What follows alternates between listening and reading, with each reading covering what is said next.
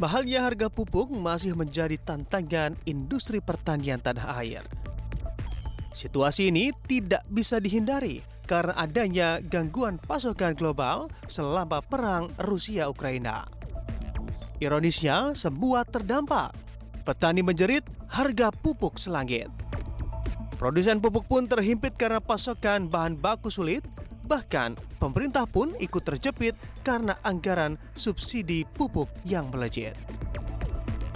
Di tengah situasi yang sulit ini, produsen pupuk dituntut untuk bertransformasi, mencari jalan terbaik agar tetap menjaga kinerja perusahaan sekaligus menopang ketahanan pangan nasional. BUMN produsen pupuk PT Pupuk Indonesia Persero melebarkan sayap menjadi produsen energi baru dan terbarukan atau EBT dengan mengolah pupuk menjadi energi ramah lingkungan. Ya, siapa sangka ternyata pupuk bisa dijadikan sebagai bahan baku energi baru terbarukan. Tapi jangan salah, bukan pupuknya, namun bahan baku pupuk, yaitu amonia.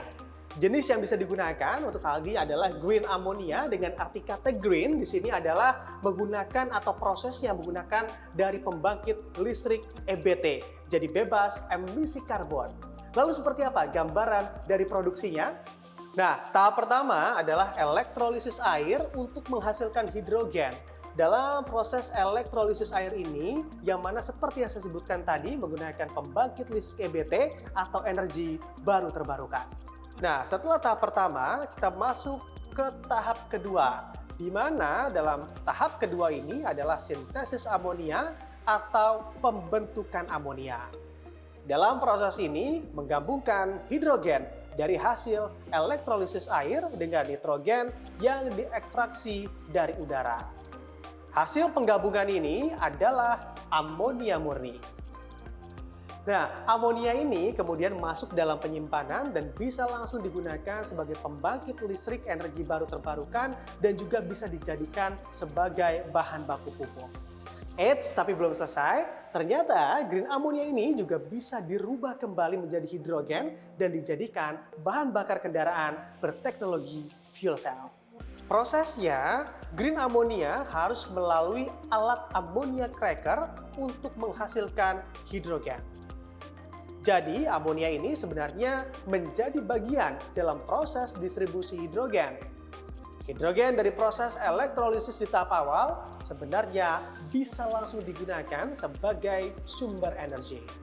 Tetapi untuk kebutuhan bisnis, hidrogen perlu diangkut dengan transportasi baik udara ataupun melalui laut. Dan disinilah mengapa hidrogen harus dirubah dulu menjadi amonia. Karena hidrogen sangat-sangat mudah terbakar. Nah, perlu diketahui untuk titik didih dari hidrogen mencapai minus 250 derajat Celcius. Anda dapat bayangkan sedingin apa tempat ruangan penyimpanan dari hidrogen ini. Berbeda dengan amonia yang mana titik didihnya di sekitar minus 30 derajat Celcius, yang mana untungnya amonia ini memiliki ciri khas memiliki bau. Yang mana untuk bau ini juga bisa lebih mudah apabila gas amonia terdapat kebocoran, berbeda dengan hidrogen. Nah, bahaya kan kalau bocor, sudah sangat mudah terbakar, tidak berbau lagi.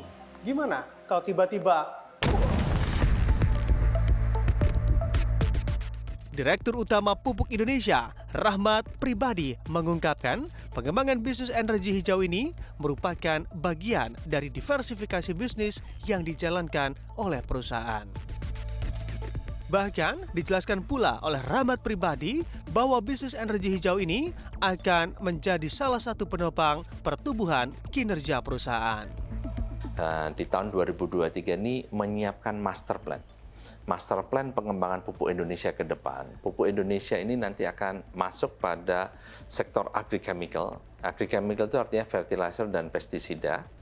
Kemudian kita juga akan mempunyai cluster bisnis yang namanya industrial chemical. Industrial chemical ini bisa yang berbasis petrochemical atau bisa juga yang berbasis mineral, segala macam produk di sana. Kemudian kita juga akan masuk pada industrial support dan agro solution. Dan yang terakhir, yang penting, kita akan masuk pada industri hijau. Jadi green hydrogen itu adalah salah satu penopang pertumbuhan pupuk Indonesia ke depannya. Perencanaan bisnis energi hijau pupuk Indonesia ini tidak lepas dari keseriusan pemerintah dalam menggelar target net zero emission di tahun 2060.